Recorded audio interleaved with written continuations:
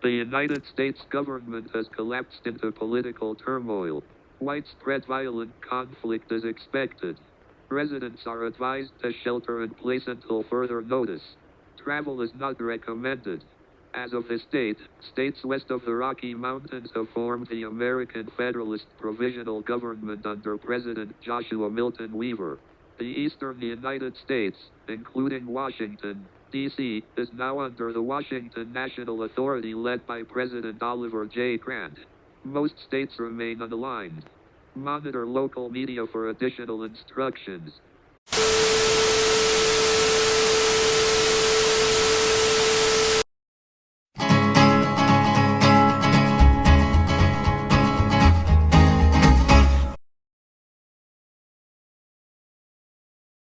However bad you think the Second American Civil War was, it was worse.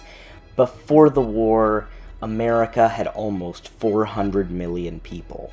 After the war, it had about 364 million. The war tore families and friends apart, and by the end of it, nobody really won in the traditional sense.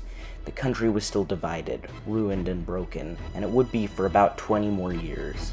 Both the right and the left went into this war thinking it was going to be a heroic, patriotic war of national survival, where the other side would lose and they would finally rule America. But this couldn't have been further from the truth. The first fighting for the war began in Montana. Montana was a Christian-Nationalist state surrounded by Socialist states, and they hoped that they could survive. And it seemed unlikely, but sure enough, the campaign in Montana went very well. Just not for Montana, which was invaded and annexed by the Socialists.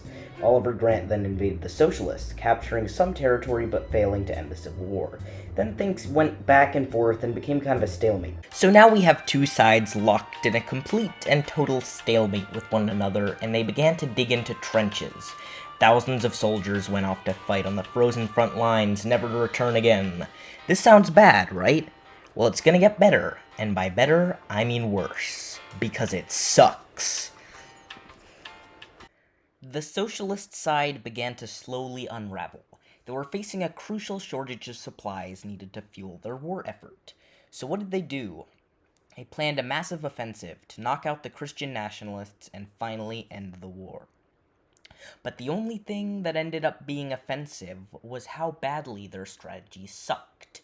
Millions of soldiers were captured and the socialist war effort collapsed. Massive revolts broke out across the socialist side as the entire West Coast collapsed into anarchy. The socialists had been defeated. So did Oliver Grant end up achieving that great victory he wanted so badly? Spoiler alert, no. In actuality, a socialist soldier, infuriated by the great loss of the socialists in the war, saw Oliver Grant on the front lines as he was paying a visit to some of his soldiers. The soldier shot Oliver Grant 3 times in the heart. Without a leader to conduct the Christian-Nationalist war effort, they too would collapse. Now the country was split into a million different warlord states, each with their own agenda. Each one of these warlords wants to be the next ruler of America, and anyone could win. It's like American Game of Thrones, except without dragons, or anything else cool. Just death, betrayal, and bloodshed.